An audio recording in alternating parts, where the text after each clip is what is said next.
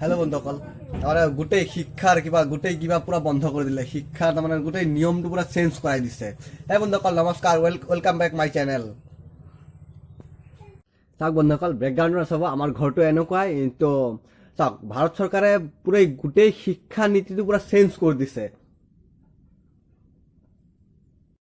চাওক, last time মানে ৰাজীৱ গান্ধীৰ দিনত আমাৰ 1986 এই শিক্ষাটো চেঞ্জ কৰিছিল। এতিয়া আকৌ প্ৰায় তিনিবাৰ, তাৰ আগতো একবাৰ চেঞ্জ কৰিছিল। তাৰপিছত লাষ্ট টাইম ৰাজীৱ গান্ধীয়ে এই শিক্ষানীতিটো চেঞ্জ কৰিছিল আৰু এইবাৰ কৰিছে আপোনাৰ মোদী চৰকাৰে তাৰমানে শিক্ষানীতিটো টোটেলি পুৰা চেঞ্জ কৰিছে। চাওক, মই কৈ আছো কেনেকুৱা হ'ব তাৰমানে শিক্ষাটো তাৰমানে কেনেকৈ দিয়া হ'ব, স্কুলত কেনেকৈ পঢ়াব, মেট্ৰিক দিব লাগিব নে নালাগিব, হাই ছেকেণ্ডেৰী দিব লাগিব নে নালাগিব, কেনেকৈ পঢ়িব লাগে। চাওক, মই কৈ আছো ভিডিঅ'টো, তো আপোনালোকে ভিডিঅ'টো চাই থাকক।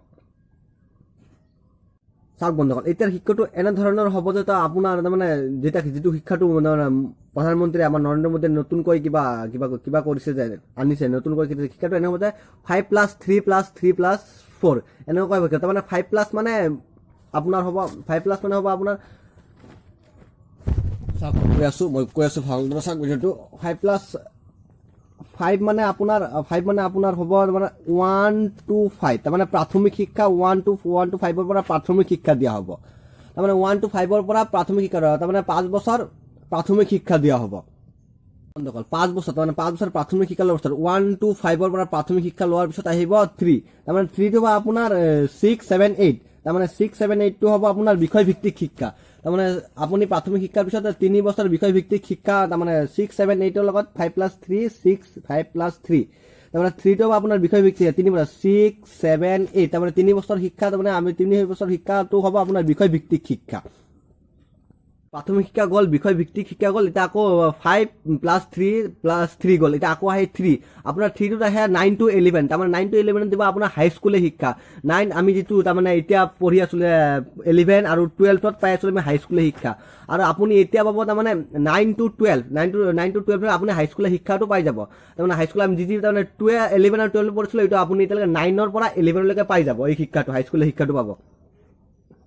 5+3+3 গ'ল, এতিয়া আপোনাৰ আহে তাৰমানে স্নাতক শিক্ষা, তাৰমানে আমি যিটো BA কৰোঁ, BA তাৰমানে ডিগ্ৰী কৰোঁ, যিটো আহে আপোনাৰ এতিয়া আহে স্নাতক শিক্ষা। স্নাতক শিক্ষাটো হ'ব আপোনাৰ 11, তাৰমানে 12ৰ পৰা আপুনি স্নাতক শিক্ষাটো পাব। তাৰমানে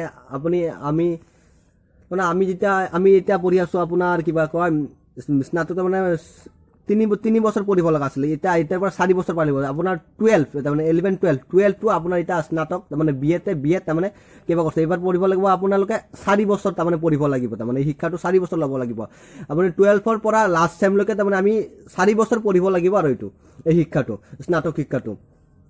বন্ধুসকল, এতিয়া শিক্ষাটো এনেকুৱা হ'ব যে আপোনালোকে তাৰমানে নিজে ছাবজেক্টটো ক্লাছ 9ৰ পৰা আপোনালোকে ছাবজেক্টটো নিজে চইচ কৰিব পাৰিব যে আপুনি এইটো ছাবজেক্ট ল'ব, তাৰমানে ক্লাছ 9ৰ পৰা এইটো আপোনালোক সুবিধা দিছে যে আপোনালোকে নিজে ছাবজেক্টটো চইচ কৰি পঢ়িব পাৰিব। আৰু প্লাছ আপোনালোকক শিকাব, তাৰমানে প্ৰেক্টিকেলি কৰিবা, মোবাইল এপছৰ দ্বাৰা প্ৰেক্টিকেলি কৰি আপোনালোকক শিক্ষাবিলাক এতিয়াৰ শিক্ষাবিলাক এনেকুৱা ধৰণৰ দিব, প্ৰেক্টিকেলি কৰি মোবাইল এপছৰ দ্বাৰা, বা আপোনালোকে ছাবজেক্টটো নিজে চইচ কৰে। তাৰমানে ছায়েন্স, আৰ্ট, তাৰমানে যিকোনো ছাবজেক্ট আপুনি তাৰমানে কৰিব পাৰে, চইচ কৰিব, নিজৰ ইচ্ছামতে কৰিব আপোনাৰ কোনো বাধা নাহে, নাহে, আপুনি নিজৰ ইচ্ছামতে ছাবজেক্ট চইচ কৰি পঢ়িব পাৰিব। চাওক, মই কৈ দি আছোঁ, তাৰমানে 1 to 5 আপোনাৰ প্ৰাথমিক শিক্ষা হ'ব, তাৰমানে 6 to 8, তাৰমানে 1 to 5, তাৰমানে 6 to 8, তাৰমানে 1 to 1ৰ পৰা 5লৈ, তাৰমানে 1ৰ পৰা 5লৈ আপোনালোকে প্ৰাথমিক শিক্ষা হ'ব। আৰু 6 to 8, তাৰমানে 3 বছৰ আপোনালোক হ'ব বিষয়ভিত্তিক শিক্ষা, তাৰমানে আপুনি ছাবজেক্ট চইচ নিজে কৰিব পাৰিব। ক্লাছ 9ৰ পৰা এইটো সুবিধা দিছে যে আপোনাক ছাবজেক্ট নিজে চইচ কৰে। 9ৰ পৰা 11লৈকে দিব আপোনালোকক হাইস্কুলীয়া শিক্ষা, তাৰমানে আমি যিটো 2 বছৰ পঢ়া আছিলোঁ হাইস্কুল শিক্ষা, এতিয়াৰ পৰা দিব 3 বছৰ হৈ গ'ল, তাৰমানে 9ৰ পৰা 11লৈকে দিব আপোনাক হাইস্কুলীয়া শিক্ষা। আৰু দিব আপোনাৰ 12ৰ পৰা, তাৰমানে BA আমি ডিগ্ৰী কৰোঁ যে 12ৰ পৰা 4 বছৰ আপোনালোকক দিব স্নাতকৰ শিক্ষা, তাৰমানে আমি BA ডিগ্ৰী কৰোঁতে স্নাতকৰ শিক্ষা দিয়া হ'ব। তাৰমানে এতিয়া হৈ গ'ল না, 5 বছৰ আপোনাৰ থাকিব প্ৰাথমিক শিক্ষা, আপোনাৰ থাকিব আৰু 3 বছৰ থাকিব বিষয়ভিত্তিক শিক্ষা, যিটো আপোনালোকে ছাবজেক্ট নিজে চইচ কৰিব পাৰিব। ক্লাছ 9ৰ পৰা আকৌ প্লাছ 3 বছৰ থাকিব আপোনাৰ হাইস্কুলীয়া শিক্ষা, তাৰমানে 9ৰ পৰা 11লৈকে থাকিব আপোনাৰ হাইস্কুলীয়া শিক্ষা, আৰু 12ৰ পৰা দিয়া হ'ব আপোনালোক 4 বছৰীয়া এইটো স্নাতকৰ পাঠ্যক্ৰম, তাৰমানে স্নাতকৰ তাৰমানে BA ডিগ্ৰীৰ এইবিলাক শিক্ষা দিয়া হ'ব। তাৰমানে হ'ল 5+3+3+4, তাৰমানে এই শিক্ষাটো এনেকুৱা দিয়া হ'ব, তাৰমানে 5 বছৰ 3 বছৰ 4 বছৰ এনেকুৱাকৈ আপুনি কৰিব। আৰু এই শিক্ষাটো আপোনালোকে বুজি পালেই, যেতিয়া মোবাইল এপছ বা প্ৰেক্টিকেলি কৰি শিক্ষা দিয়া হ'ব। প্ৰেক্টিকেল কৰি বা মোবাইল কিবা একো ধৰে আপোনালোকে ভালকৈ বুজি পাব, আপোনাৰ গ্ৰ'থ হ'ব, তাৰমানে সোনকালে কিবা গ্ৰ'থ। আপুনি জানেনে প্ৰায় 3 কৰোৰ মানুহ আমাৰ স্কুলৰ মুখ দেখা নাই আমাৰ ভাৰতত, তাৰমানে স্কুলত যাব পৰা নাই।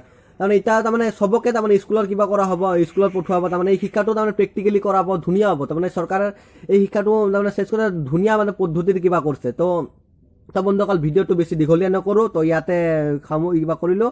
তো ভিডিঅ'টো ভাল লাগিলে লাইক কৰিব, লগতে কমেণ্ট কৰিব, ভাল লাগিলে লগতে মোৰ চেনেলটো ছাবস্ক্ৰাইব কৰি দিব। ধন্যবাদ।